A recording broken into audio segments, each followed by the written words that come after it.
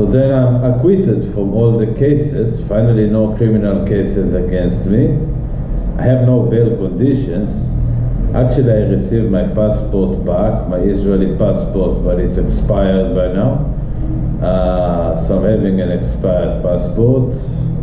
But I know the immigration will now try to deport me immediately because no more bail conditions. And I attacked them in an article in the newspaper talking about the way that they have unlawfully treated me from the beginning to take away my papers as part of that conspiracy. I also sent a letter to the Minister of Internal Affairs and the Attorney General. We're having meetings. They leave me alone with the deportation. There's a small quiet time. So I send a letter to the boss of the prosecution. We're going into a meeting. I'm coming with a cell phone. I'm recording the meeting. I don't think he realized it until a late stage of the meeting, or maybe he didn't realize it at all. But in that meeting, he admits everything. He admits that all of his prosecutors have been instructed by that lawyer, Kailin Tavoa, in all of my trials, that there was interference with the prosecution by very powerful people and by the police in regarding to my cases, that they are aware it's a conspiracy, a lot of things that he told the police to investigate the conspiracy. They don't do it, which I don't believe him really that he tried, but anyhow. And at the end of that, he says that Vanuatu is a very corrupted country. He never imagined before he came here. At the end of the meeting, he said, okay, I'll press on the police to start investigation. After that meeting, I'm waiting about 2 more months. And in that period of time, I'm starting to document really nicely all the evidence and everything, hundreds of pages and later thousands of pages of text and evidence attached of my complaints to the police about all the individuals involved and everything that happened in almost 4 years. The same police officer who investigated that rape case against me, he was appointed to investigate my complaint now of the conspiracy, what that he had not done from the first place. And he starts to leak information and complaints to Ronan Harvey and his people.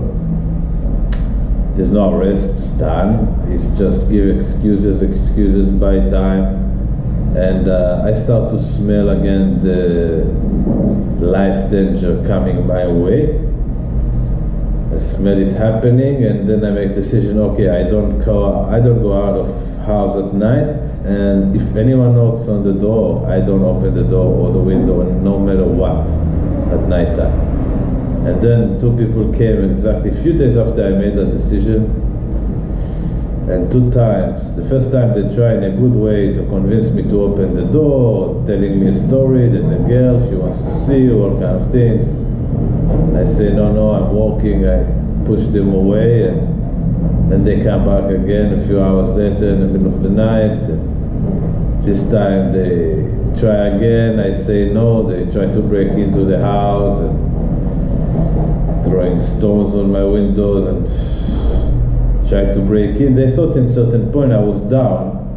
They started to kick in the door, and I scream at them that I'm holding a knife, and if they will come inside, I'm going to cut them good. And eventually some people heard some noise, and after a few minutes some people came and those people ran away.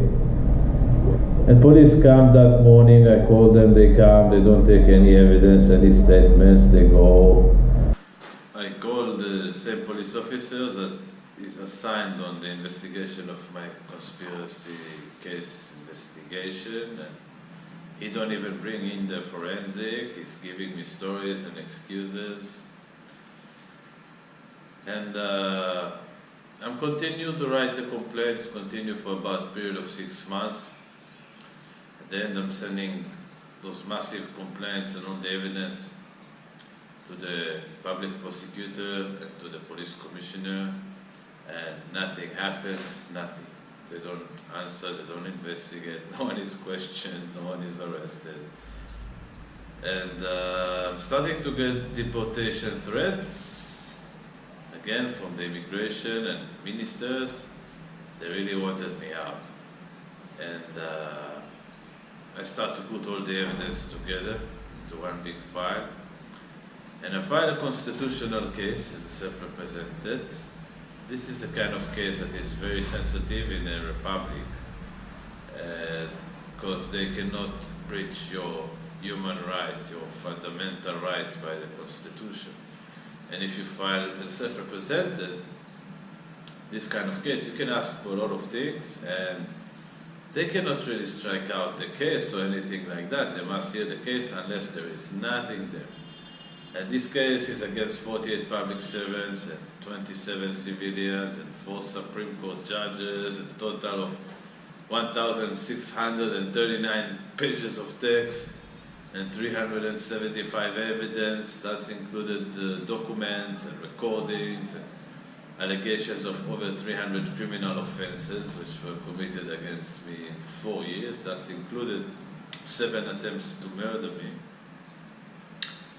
And altogether there were 1,619 breaches of my human rights, my constitutional rights, in a period of 4 years. The case was indisputable. Basically, what happened then, I filed it with the Supreme Court, and the judge sit on the case for 3 months. And then he gave an order to strike out the case. Very biased decision. This was one of the judges, of the 4 judges who were in the case. He was given the case to hear it too. It's kind of against the law too, but it's very interesting that it happened. And I appealed that decision, and they forced me to print 9 copies of this massive amount of documentation, and I'm spending all the money that I didn't have to print this. And